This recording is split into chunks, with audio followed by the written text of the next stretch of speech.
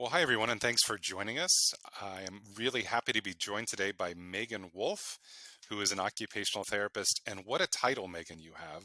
Senior Director of Disability Support Services at Front Range Community College, Larimer campus. Could you just tell us a little bit about your background and what brought you to having this really interesting job of yours? Sure. So I got my master's in occupational therapy in 2013 from Colorado State University. And it was really interesting because as I was going through my education there, I love everything about OT. I love the foundation. I love the lens. I love everything that OT does. And I realized I didn't want to do any traditional OT. So I had a discussion with my advisor towards the end of my program and was really nervous about what I was going to do in the OT field. And I've always loved college. I've always loved the higher education setting. And I've always loved young adults, like working with transition age young adults. Gosh, 16 to 24 has kind of been my sweet spot. And my advisor, Pat Sample, who's amazing at the time, said, "Oh my gosh, you'll be fine. No one wants to touch that population with a 10-foot pole." so, so you'll be good. And I don't think she was entirely right about that. But I was fortunate enough that CSU has a kind of community outreach arm called Center for Community Partnerships. And they do a lot with supported education in college and then supported employment. So I did my second level two field work with them and then was hired on as an OT following my field work. I stayed there primarily in kind of a supported education, so supporting students with disabilities in higher education at CSU for about 6.5 years. And then our local community college, Front Range Community College, had a job opening for a director of disability support services. And I was like, this is a very non-traditional role for an OT. And I looked at the position and I just checked all the boxes. And it's interesting because we had a grant through CCP, Center for Community Partnerships, that extended to Front Range. And part of the position of the director role was to oversee that grant. And I was like, well, I know all about that grant because I worked within it. So I think it just because was kind of a seamless fit. And then I was able to really speak to how my skills as an OT kind of really fit within this role. And then more recently, in March, I got promoted to the senior director role. So overseeing Front Range has 3 different campuses. So now I'm overseeing our disability support services department for all 3 campuses. Oh, So great. it's kind of my trajectory where how I came Wow. to be. Yeah. That's interesting. So what, like when you said you checked the boxes, what are the types of skills that they were interested in or that were part of the job description? Oh gosh, I don't even remember exactly what was on the job description, but it was really supporting students with disabilities. So identifying the accommodations that students need, doing essentially like this wasn't stated in these words, but doing environmental assessment. So making sure that the environment, the college environment, is set up for success for students.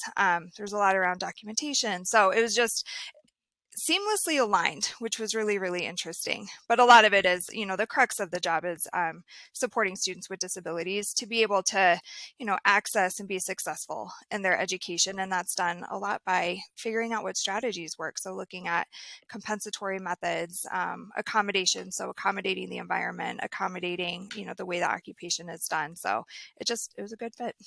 Great. Yeah, it sounds like your preparation was sort of perfect for that in terms of, you know, and even they probably knew what an occupational therapist was because of the grant that they'd been working with Colorado State as well.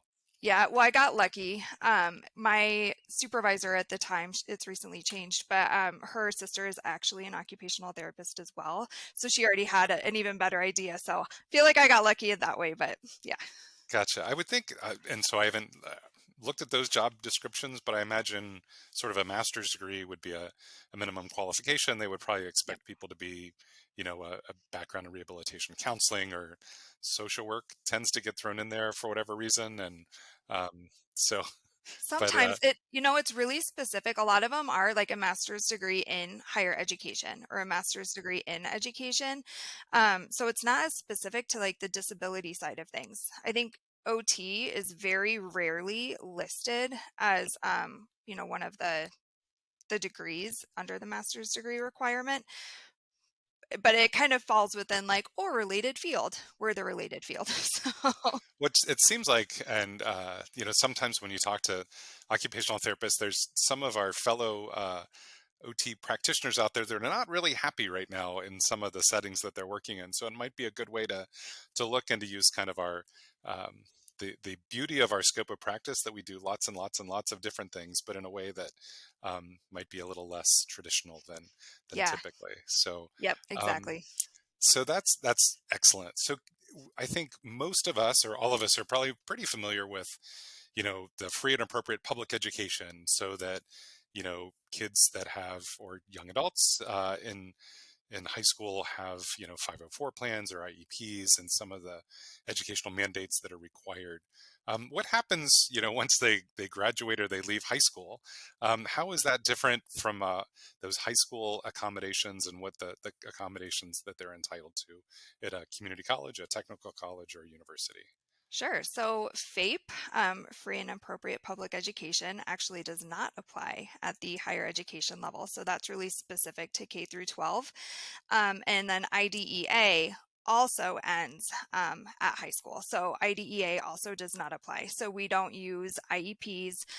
We don't use 504 plans as they're kind of traditionally used within K through 12.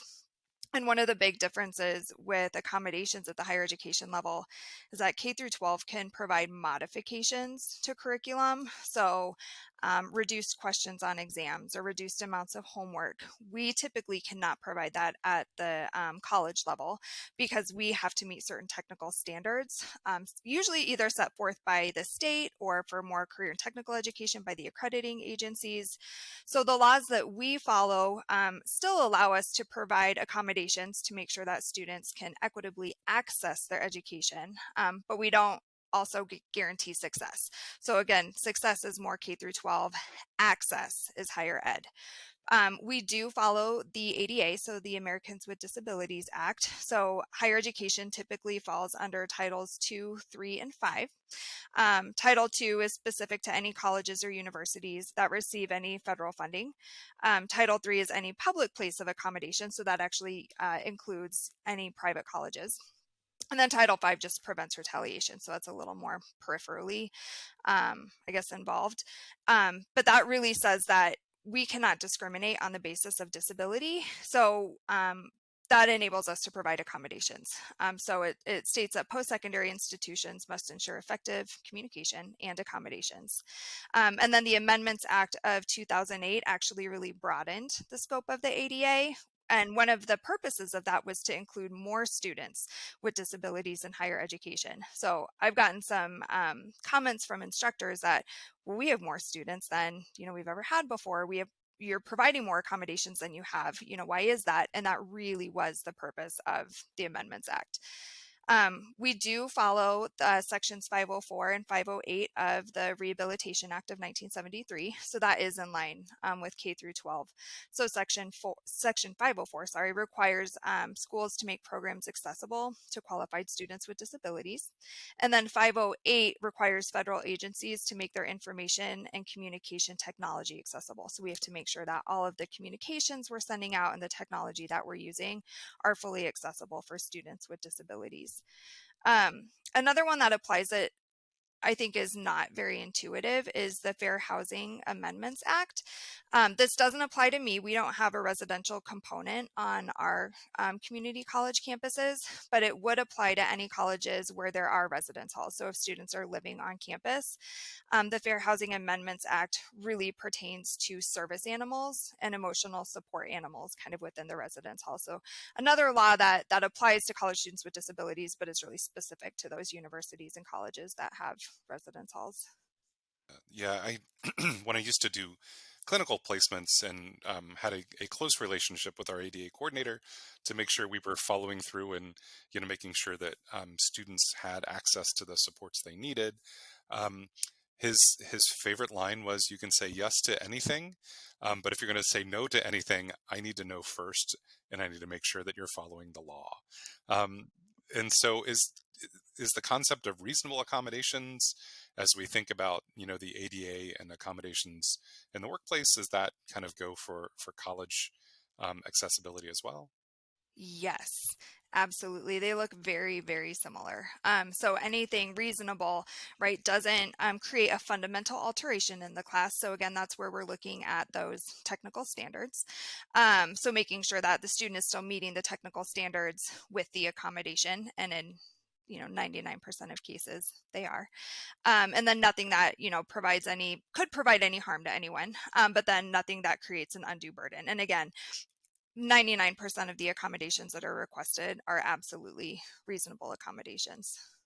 Yeah, that's it's always my experience anyway has been that a lot of times as we're talking about students that have accommodations, in fieldwork or capstones, those sorts of things, sometimes it takes a lot of convincing, to help occupational therapists in the field kind of understand that that students have the right to these accommodations, and that we're not altering expectations, just kind of altering how they're going to meet those standards that have been set. Yeah, Um, exactly.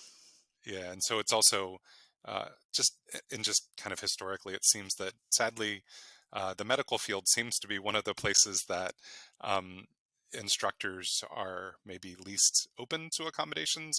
I don't want you to throw anyone under the bus at your organization, but I guess it's kind of what I've seen. I think our ADA coordinator at the university that I used to be at spent a lot of time on the medical side of things, making sure that faculty understood what our role was, and making sure students had what they needed.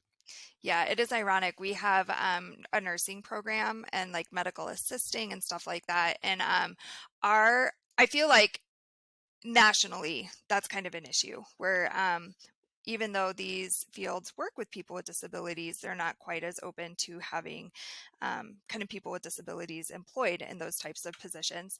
I feel like our departments have gotten better and better as the years have gone by, which is really nice. But we've definitely nursing and yeah, medical assisting, vet tech, like we've had a lot of areas where it's challenging. It's challenging, you got to be really creative, and it's definitely an interactive process when kind of identifying, accommodations that the student needs that aren't going to undermine those technical standards. Well, and now you have a big job where you're overseeing three campuses. So, what kind of are a lot of your students um, that are part of your community college? Do they have disabilities they're disclosing?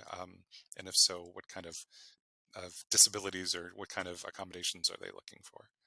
Yeah, so again, nationally, about 1 in 5, so about 20% of college students, and that pertains to community college and like four-year universities.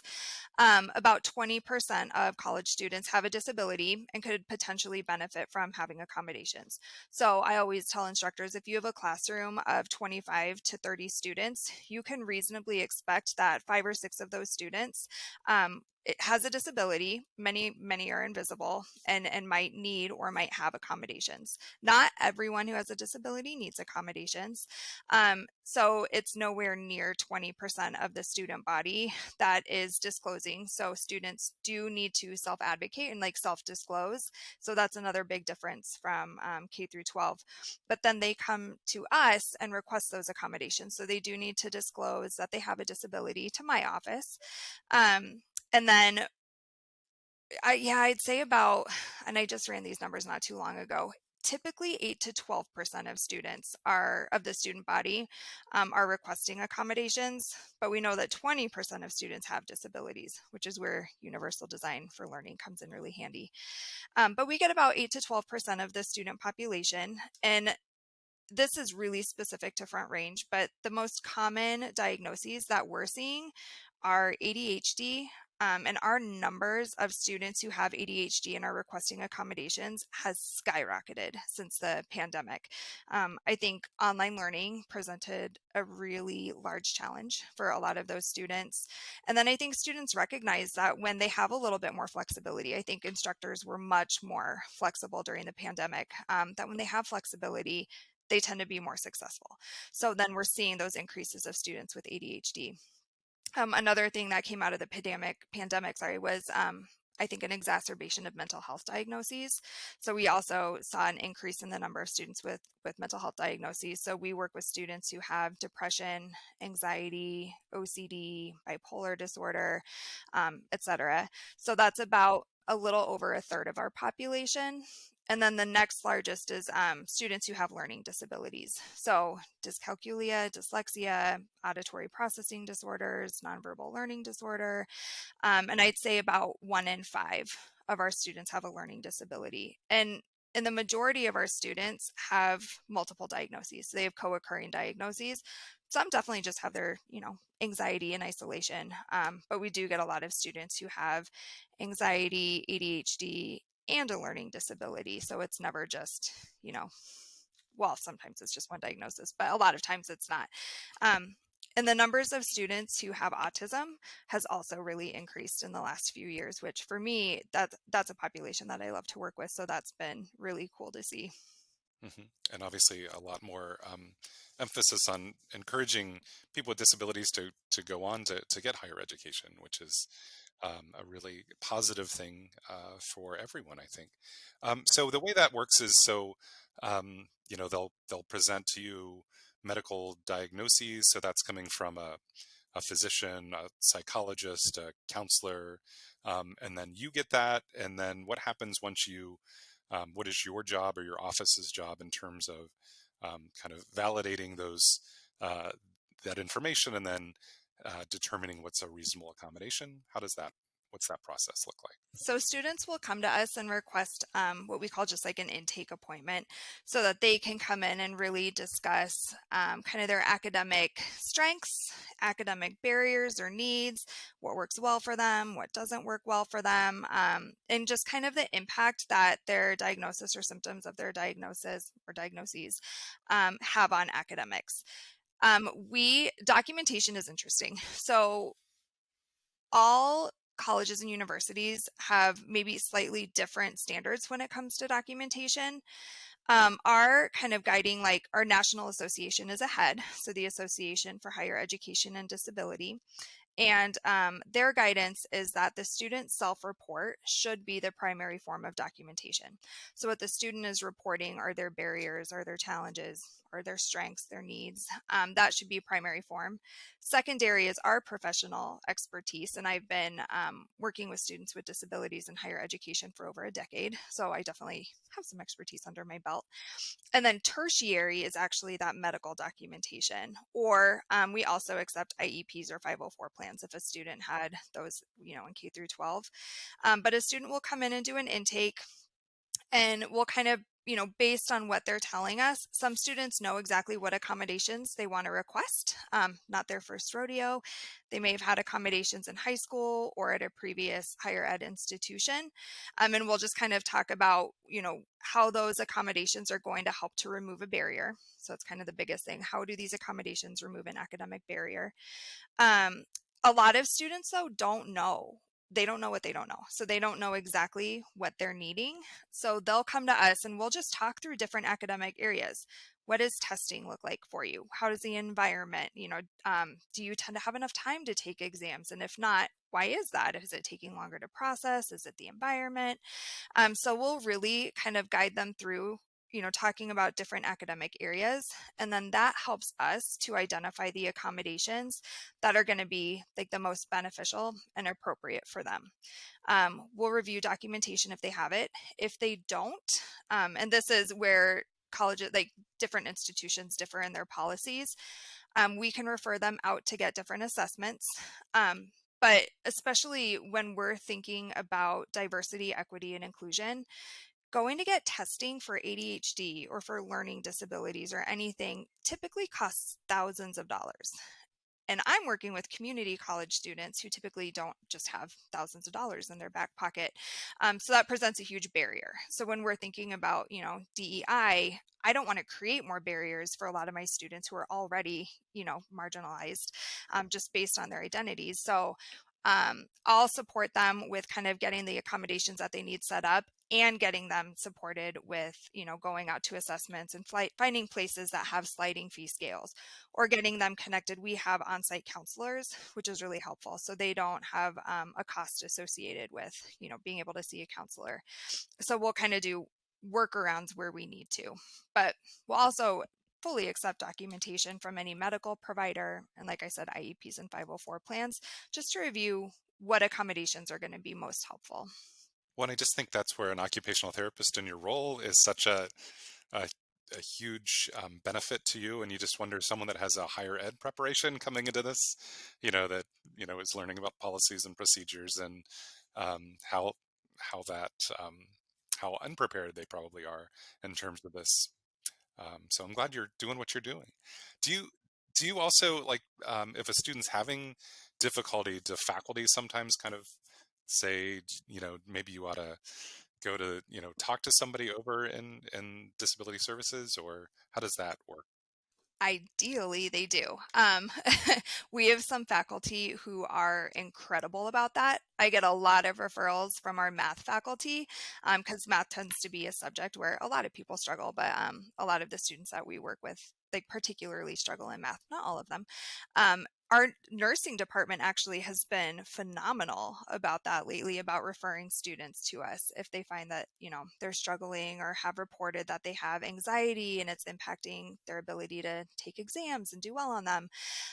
So I think that really speaks to the importance of creating those relationships with, kind of the academic side with instructors and faculty, and the importance of really, for my entire office, for collaborating with faculty, because the more we're out there and the more that they know us and trust us and know that we are there to support them as well, I think the more likely they are to refer students who are really needing those supports back to us. So in an ideal world, faculty are absolutely referring. Does it happen 100% of the time? No, unfortunately not. But I think that the more we develop those relationships, the more that does happen, and, to support students. So what kind of accommodations do you think are most common, or what are the, not that there's a typical, obviously, person that's served by your office, but what are some most frequent accommodations that students are receiving? By far and away, extended time for exams and quizzes, and then having an alternate testing location, so a reduced distraction location, is the top.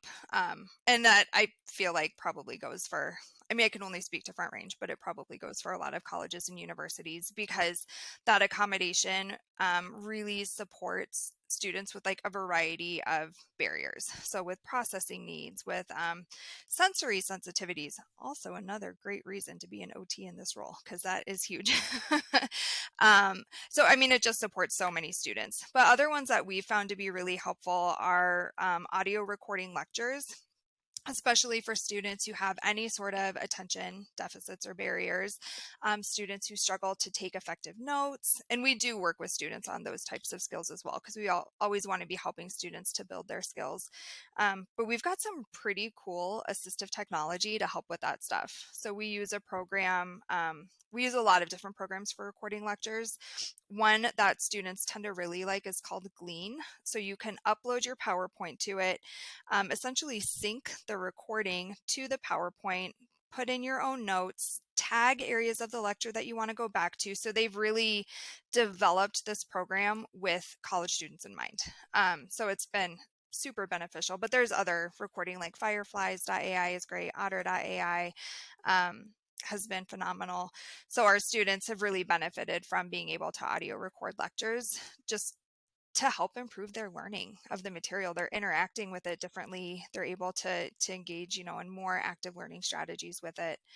And then another one we found to be really helpful is using text to speech for any like reading materials. I think commonly this accommodation has been, well, people usually use it for, people who have like dyslexia, or who are blind or have, well, they'll use screen readers, but like low vision. But we found that it's really, really helpful for a wide variety of diagnoses. So students who have ADHD, who struggle to stay focused and are reading the same paragraph 5 times and never absorbing the information. well, let's get the information to you in multiple formats, or, engaging multiple senses. Students who really struggle with processing. So there's a lot of different reasons to use text to speech beyond what I think people tend to think of as, kind of the most common. So that's been another really big one. But we have, gosh, like a list of 60 to 70 common accommodations that students use. So it's never a one size fits all. And it's never like, oh, you have ADHD, I'm going to give you XYZ accommodations, because we know that every diagnosis presents differently in every individual. So it's really, really based on the individual's needs and kind of what they're experiencing. So we're really tailoring our accommodations and our supports to what the student's experiencing and not to the diagnosis itself. Great. And would we be able to share those common accommodations with the our listening audience on occupationaltherapy.com? Oh, absolutely. Wonderful. So yeah, there'll be some supporting documents. I didn't ask you about that in advance, but wasn't sure if that was your personal list or if that's publicly available. Yeah, no, I can absolutely. Yep. I know you don't have an occupational therapy assistant program at your community college, but if you think about nursing, um, what kind of accommodations maybe when people are in clinical environments? So, say, it's easy, no, not easy, but it's pretty easy to have a, extended time for a test or a low distraction environment for a test. But then when you've got that, the, you know, the, I don't know if it's an LPN or an RN program that you have with your community college, but how does that translate into clinical practice? That's a great question. And that's one of the things that we've really been kind of working towards developing a more intentional process for. Mhm. So we usually encourage students to look at like the Job Accommodation Network, so Mhm. askjan.org, because I think that's a phenomenal resource for. And they've really upped their game in the Oh, last few they're years. great. I don't know if that's how they spent COVID, was updating their website, but it used to be a little clunky, but now I think it's really good. Yeah, it's a phenomenal resource for individuals with disabilities going into internships, clinicals, employment, but then also for the employers, which has been fantastic. So I've sat down with students one-on-one before and helped students write out like what we called a letter of introduction to their clinical supervisor saying, hey, here's a little bit about me. If students want to disclose a diagnosis, they can. That's never a requirement on our end. So we really talk through, kind of what the impacts are of disclosing. So what the benefits are, what the potential drawbacks are, and then students will say, and this is what I do really well in, and here's where I might struggle a little bit more. Based on that, here's what's really helpful for me, so that their supervisor has that information from the get-go, and it really opens those lines of communication. In terms of some specific accommodations, again, it's going to be, super individualized depending on what the person needs. But being presented information in multiple formats, I think is a big one that I've seen. So not a lot, but some of my students really struggle to fully process verbal information in kind of an effective and efficient manner. So having things written down. I had a student in a graphic design internship who actually had a job coach. So they were working with the Division of Vocational Rehabilitation, and she had a job coach with her. So that was another accommodation that they had discussed for her internship, was having that person to kind of go to and check in with. Sometimes having additional time for training, or if there's any quizzes or anything associated with training, having some additional time for that has been really helpful. Um, if it's possible, nursing is a little hard, but modified schedules or a modified break schedule. I had another student who had POTS and was doing a clinical. So instead of standing to do documentation, we just had her sit. It can be stuff as simple as that, but that makes the biggest difference for students. My favorite recent accommodation is I was asked to help one of our employees at Cincinnati Children's that was having difficulty putting her. She had to put on just gloves for a lot of the work that she had to do, and had a little cerebral palsy, and so had trouble putting on. I can't remember now if it was her right glove or her left glove, and went over with all sorts of billions of ideas of very clever accommodations, and went over. And the first one was like, maybe you should try your other glove first. And so she switched and went with the right glove instead of the left glove. And it was, she just kind of chuckled and she said, my whole life, that's just how I've done it. But yeah, this works much, much better. So a lot of times it's those little simple things. That's funny. I had a student who struggled to put on latex gloves because she had anxiety and her hands would get really sweaty, especially, when she's doing some sort of clinical assessment. So we just switched to like I don't know the technical term, but like the powdered gloves, and it just little things like that just make such a difference. Gotcha. There you go. And then I know lifting is one of the accommodations. A lot of times that some of our clinical sites were a little reluctant if someone had, either was used a wheelchair or had a back injury or something. Can you talk a little bit about that, or how you might handle that from I guess, from a nursing standpoint? Yeah, we actually haven't had that come up too much. But I would say, like, is this an essential function of the job or is this a marginal function of the job? And if it's more marginal, then oftentimes those functions can be reallocated. If it's an essential function, then it could be something as simple as like, using some sort of lift machine or even bringing someone in to help with that lift. So having a two-person lift instead of a one-person lift. But that hasn't come up quite as much. So stay tuned. That's right. That'll be next semester. Uh, Yeah, it will be now that we've talked about it. So you've talked a lot about the Americans with Disabilities Act and 504. Are there other types of federal legislation or state legislation that you need to make sure that you're um, accountable to as an organization, but also other things that might support students? You talked about vocational rehabilitation. I don't know if that's something that's in. Yep. Yeah, we collaborate with them pretty frequently. So the other one that we follow, that everyone within higher education has to follow, and education in general, is FERPA, um, which is the Family Education Rights and Privacy Act.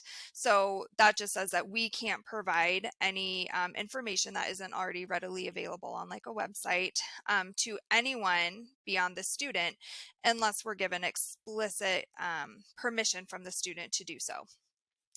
This one we really follow in terms of disability. So it's kind of on a quote unquote need to know basis. So who at the institution needs to know that the student has accommodations. We never share disability specific information.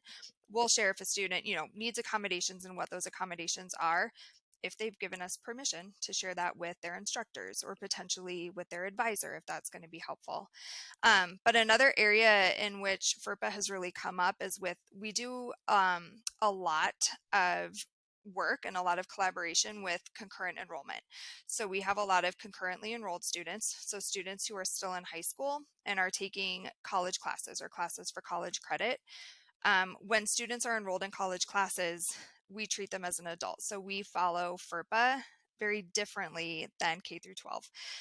So we can't, even if a student is 15, 16 years old, technically they're still a minor, but when they're taking college classes, we can't share any of that information with their parents. So that's always we go over that pretty, when a student does an intake with us, we go over it pretty intentionally with families and parents because that is a huge shift for them.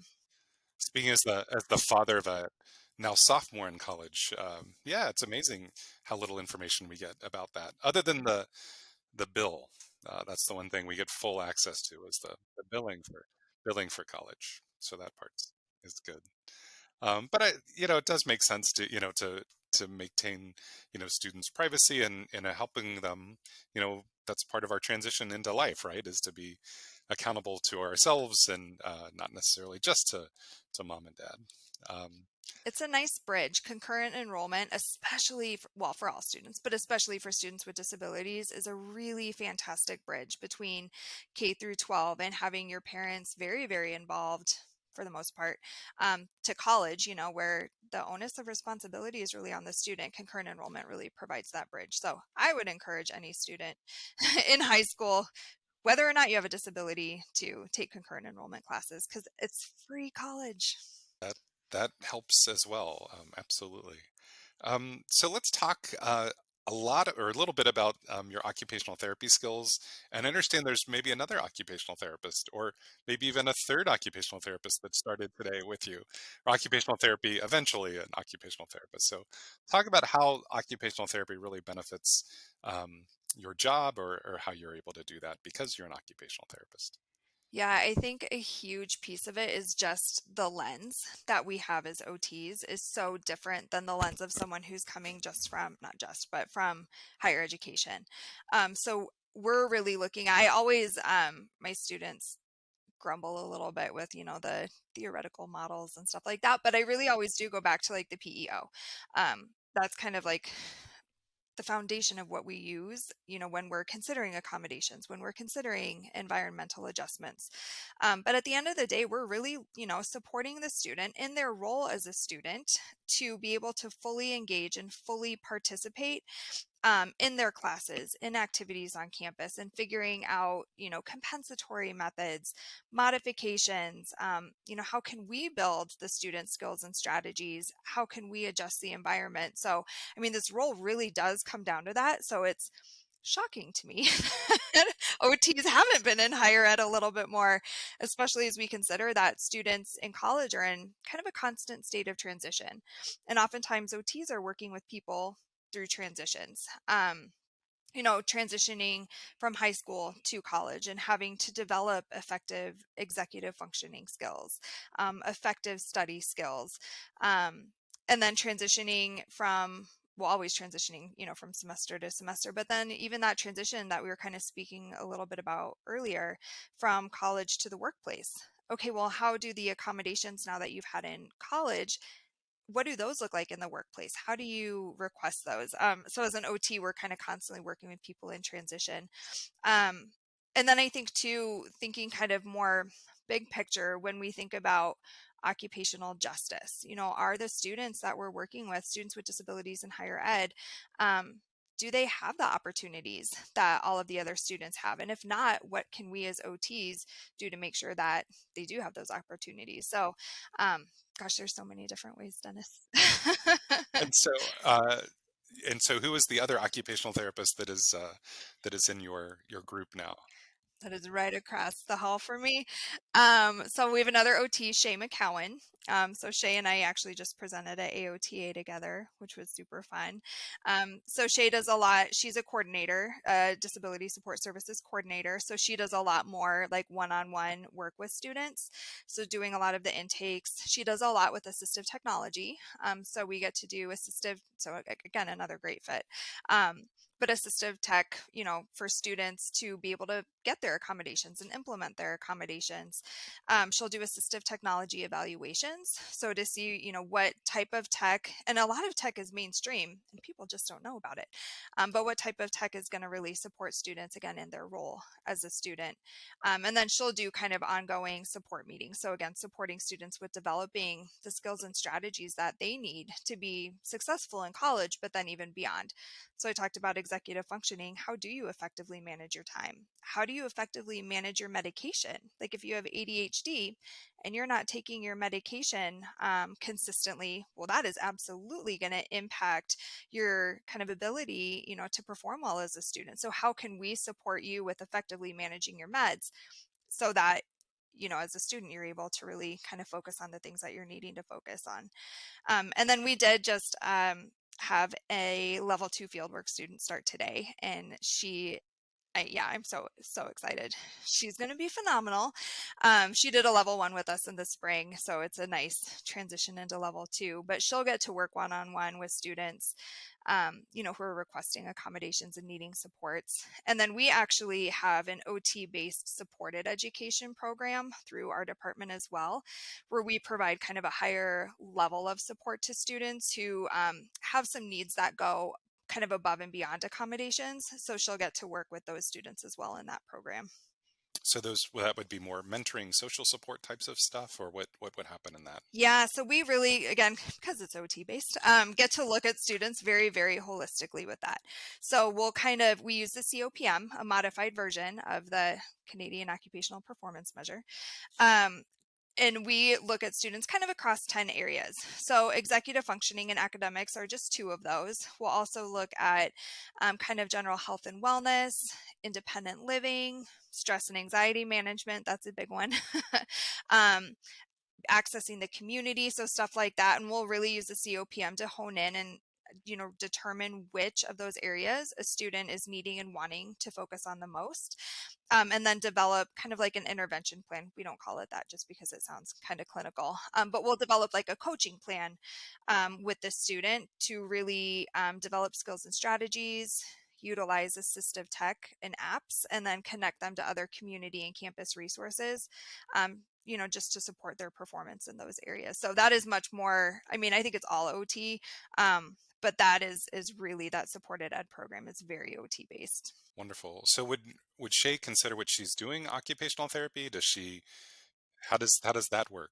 That's a great Did I question. stump the band? I would like to assume that yes, she would. I mean, we have conversations, pretty frequently about how OT this role is.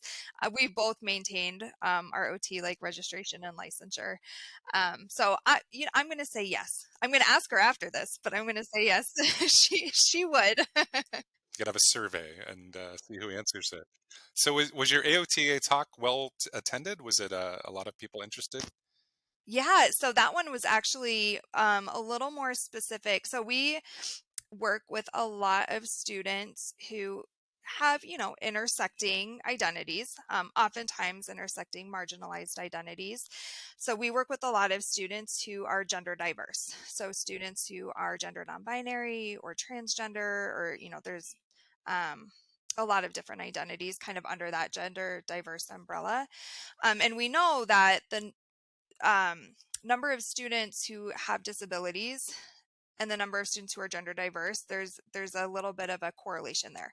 So, and I can't remember the exact number, but it's something like 5 times the number of students, not just students, I'm used to saying students, but with people who are on the autism spectrum, they're 5 times more likely to also be gender diverse. So huge correlation. So there is a very large population of students that we work with who are gender diverse. So we kind of took an OT approach, like used an OT lens to kind of look at what are the experiences and kind of the barriers and needs of young adults who are gender diverse, and what can we do as OTs to support this population. So that's what our AOTA presentation was based on, and it was really well attended. It was at the end of the day on Saturday, so we weren't sure what that would look like, but yeah. But it was fantastic. Shay, that was her first time presenting at AOTA, and she did a phenomenal job. So we're really excited about it. And I think as part of, I'm also a PhD student, and as part of my dissertation, we're going to actually do a qualitative study looking at gender diversity in college, gender diversity and disability, kind of the intersection of the two in college. Awesome. So were there a lot of other OTs that are involved in college campuses that came to your talk, or not because it wasn't I think it's still such an emerging practice area, so maybe. like it might, if you don't have an SIS, that might be something to talk to AOTA about, trying to get lots of other OTs, because I do think it's, just such a phenomenal role for our profession. And you are the prime example of that. So we need to make sure there's lots more of yous that are out there. So there's actually some really great resources for OTs in higher ed or for OTs who are interested in getting into higher education. So there's the OTU Collaborative, which was started by, oh gosh, I hope I remember all of them. Doctors Karen McCarthy, Karen Kepner, who is a big name in this area. Jean, no, Eichler. So there's a few. There's quite a number of them, and then there's a couple of different Facebook groups. I know Facebook is a little outdated for the youth these days, but that's okay. Showing my age. All the faculty will be on there. No, just kidding. Exactly. But there's an aspiring practitioners in colleges, and then an OT services at the third level. There's actually quite a few OTs in higher ed across the pond. So a number in Ireland. So I'm like, we should take a field trip and see how they do things out there. Part of your PhD, some I'm trying to convince my advisor, and he hasn't gone for it yet. Growth mindset. But yeah, no, there's quite a few resources. The OTU Collaborative does webinars every couple of months, just for anyone who wants to attend. I presented a webinar back in August, so they're a fantastic resource. And then I've had a number of OTs kind of reach out to me and ask about this field. And there's one in particular just a couple months ago who was working in an assisted living facility. And because our skills are so transferable, she actually had just gotten a job as a coordinator at University of Colorado in Boulder and wanted to chat about that. So I think that we're emerging. It's growing slowly, but there's definitely resources and a lot of opportunities. Awesome. And we'll have the contact information for OTU as part of the occupationaltherapy.com package as well. Um, so I think you mentioned a little bit about universal design. Can you talk a little bit about how do you talk with other faculty about that, but maybe just describe that a little bit, and maybe there's a lot of things that are out there that, we're what I like now is that, even in terms of designing, online shores for courses and those sorts of things, there's a lot of tools that help us understand as we're building how accessible the features are that we're using. But I don't know if you get to train people in that or what all that entails. Not as much in that we do have an AT and accessibility kind of specialist. She's really an expert on our team, and she's trained under OTs, believe it or not. I know. So universal design, we call it kind of like universal design for learning, UDL, or universal design for higher education, UDHE. And it's really this idea that is, what is necessary for some people can be beneficial for everyone. So my favorite example, and this is definitely something that we work to like educate faculty and staff on, is, hey, let's build kind of UDL principles into your course from the get-go. Let's be proactive about this and not reactive, so that when someone, I have a student who is deaf or hard of hearing, when they come along, now we're having to backtrack and close caption everything. Let's do it from the start. But that's my favorite example. So for a student who is deaf or hard of hearing, they have to have closed captioning to be able to equitably access, the video or access what is being said. But it's still super helpful for everyone. Like, I don't know about you, but I have captions when I'm watching TV on 90% of the time. My kids get mad, so that's the other 10%. Especially the British murder mysteries that I like to watch. Otherwise, I Exactly. love Scotland. I just can't understand what they're saying much of the Scotland's time. my favorite. Yeah, it's a great country. I don't know if you can see my triptych in the background is of Scotland. I love Skye. Oh, But yeah, so having captioning necessary for some people to be able to access their education, beneficial potentially for everyone to be able to read along with what you're hearing and get that input. And again, multiple ways using multiple senses just helps with that processing and understanding and comprehension. So let's build that into courses again from the get-go, or allow students to um, access the content in multiple formats, allow students to demonstrate their knowledge multiple different ways, because we're humans, and not, the same thing that works for me might not work as well for you, but we might have kind of, have an understanding of the content, but maybe I do well with tests and you do much better with an essay or with that like oral presentation. So kind of the foundation. University of Washington has a phenomenal program called the Do It program that really focuses on accessibility and universal design for higher education. So I would also definitely encourage anyone who's interested in that to check out the Do It program through the University of Washington. and we'll have a link to that as well. Yes. Just lots and lots of links. So speaking of sort of universal design, when I think about lifestyle redesign, I really do think it's something that, everyone needs access to. How does your community college address wellness for students? Because I just think that that's such a, a good preventative strategy in terms of helping, students, you know, meet their needs so that they're able to meet their educational demands. No, it's huge. And I think that, we've seen, like I mentioned earlier, the numbers of students who have mental health diagnoses and are really struggling. with mental health generally has skyrocketed. So what can we do, um, to kind of hit at that at the foundation? And I know that there's a lot of OTs within mental health within universities. That's a big piece of, oh gosh, University of Dublin or Trinity College, one of the ones in Ireland.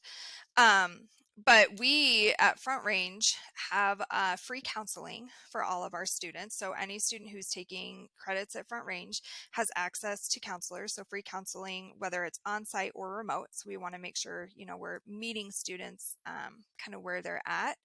I think this is something that I would love to do. We don't currently have this in place, but there's been talks. But even having like a 1 or 2 credit class for when students initially start, almost like a seminar class, really focused on health and well-being and how to effectively, manage your life as a student. So again, looking at a lot of executive functioning and time management, but how do you have that occupational balance as well and really integrate that into your day-to-day as a student? I know that there's a number, I think, oh gosh, Cleveland State University, which is where Dr. Kepner, I mentioned her earlier, is. I believe they have a class kind of devoted to that and really, supporting students. I love, the lifestyle redesign stuff too. And that really is kind of the foundation of a lot of those classes. So something that I really want, I'm hoping that we can get to, because it's hard. It's a hard transition.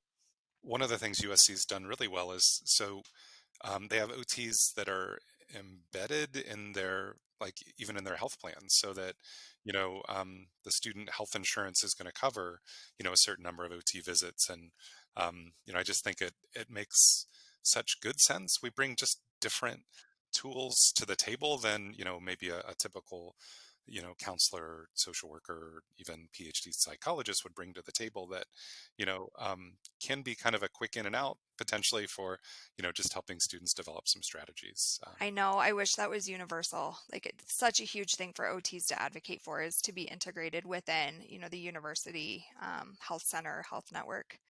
I'm sure now that we've been doing all this chatting about your job and how cool it is, I'm sure there's a lot of our listeners, or either students that are interested in it, or practitioners. So if there's maybe an OT student that feels like maybe they have a need for accommodations and they don't feel like they've received sort of the accommodations that they need, or what are some recommendations that you might have for that student, to better work with faculty and specifically for their Office of Disability Services? Yeah, so every university or every college is going to have an office like mine. They're all called something different. So some of them are like accessibility services. I mean, ours is disability support, but it might be Office of Disability Services. I know Colorado State University is Student Disability Center, so SDC. But I would just get on your college's website and just kind of start looking at that page specifically, whatever it's called, disability services page. Oftentimes I'll get students who come to us who have already been a student for a couple of semesters and haven't had accommodations, and then they come into my office and are floored. Like, I had no idea that this was stuff that I could get, and this is going to be so helpful. So I think even just having a meeting with a coordinator or a specialist, again, they're all called different things, just to talk about what that looks like and what you're needing. It doesn't mean that you're necessarily, if you're still on the fence about using accommodations, you're not necessarily tied in. But I think it's better to have accommodations in place in case you need them than to not have them in place and end up needing them. And then I encourage students, and a lot of my students do this, not all, but again, to write that letter of introduction to instructors. 99.9% of the time, it goes over so well, because the instructor gets a better, or the faculty professor gets a better sense of who the student is, and what does work really well for them and kind of what they're needing. And then oftentimes my students will just bullet point, this is what works for me. I do better with written information as opposed to verbal.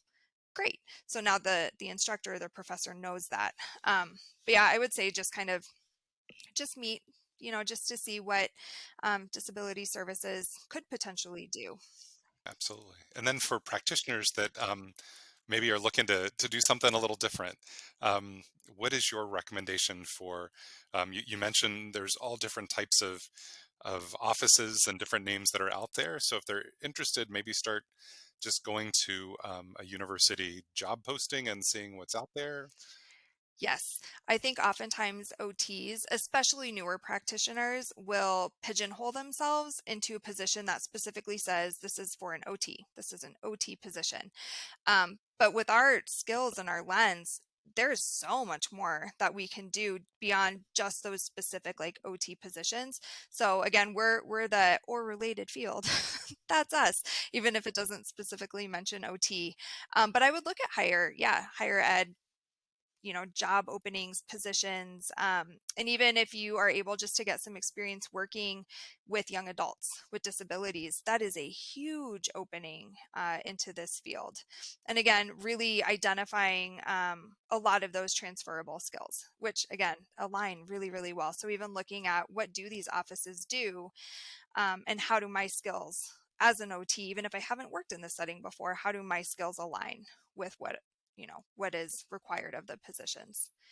And then I think the other big thing too is if you're really interested in breaking into higher education as an OT, kind of speaking the language of higher ed and really identifying how OT is a quote unquote like value add to higher education. So speaking to two of the big words in higher ed, retention and completion. Leadership is always looking at that. So how is an OT with that lens can I support my students with, you know, persisting semester to semester and then being able to complete their degree programs? How can I support them with kind of their mental health needs? Because again, across the nation, that is a hot button topic. And then how can I support diversity, equity, and inclusion efforts? That again, DEI is huge in across the nation, but in higher ed specifically. So as an OT, how can I support those efforts? So again, speaking the language, of higher ed institutions is really helpful too. Well, Megan Wolff, Senior Director of Disability Support Services for all of Front Range Community College, not just Larimer campus. So Not just Larimer. thanks so much for being with us today. I know I learned a lot, and I'm sure a lot of our listeners learned a lot as well. So thanks so much. And if you have further questions, you can contact us. And if you go to occupationaltherapy.com, a lot of the links that Megan talked about will be there. So thanks, everyone, and have a great day. Thank you.